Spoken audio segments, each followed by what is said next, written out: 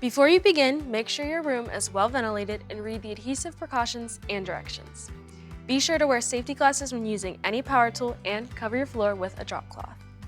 Start your project by placing the 2 pieces of countertop upside down in an L shape on a stable surface. You'll need to add furring strips to the perimeter of the top. These support the countertop and allow the countertop to rest securely on the cabinets. This allows the doors and the drawers of the cabinet to swing open easily. Simply staple them around the perimeter, leaving a 3/8 inch gap. Next, you're going to reinforce the joint with a piece of wood cut in what's called a bird's mouth shape. It'll give you a nice support that extends past the fastening bolts. Measure the space from the edges you added to the middle and cut the bird's mouth accordingly. Now, make sure all the joint edges are smooth and clean.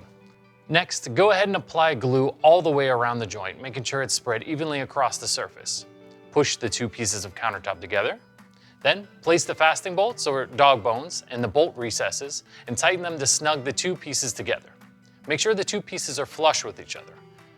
Now glue and staple the bird's mouth in place. Wipe away any excess glue on the underside of the top. Now you're ready to flip the counter over and make sure the 2 pieces are flush and fit tightly together. You can lightly tap with a mallet if needed to make it flush. Wipe the top with the acetone and then clean with the household cleaner. Next, apply contact cement to both the laminate end caps and substrate. Wait for the adhesive to set up and get tacky, and then use a J-roller to ensure the 2 surfaces stick firmly together. Then, trim it with a router with a flush trim bit, and file off any sharp edges.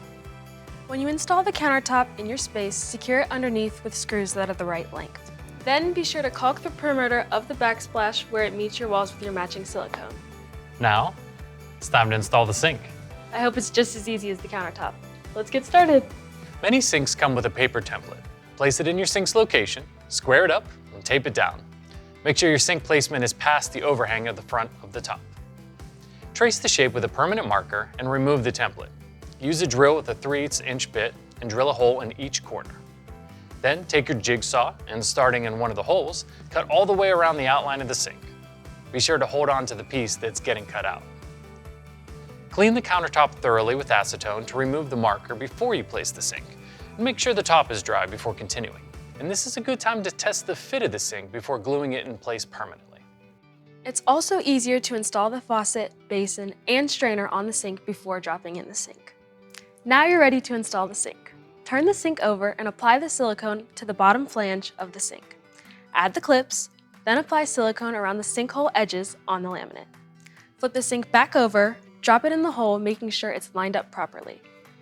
Now you can tighten the clips underneath the sink. This will push the silicone out from where the sink and the laminate meet. This is expected and allows for a tight fit, so water cannot get underneath.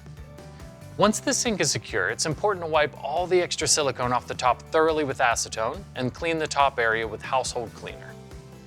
Not too bad, right? No, not at all. Installing a new sink and a beautiful countertop in one day is simple. Whether you do it yourself or hire a contractor, installing a countertop can be done with ease.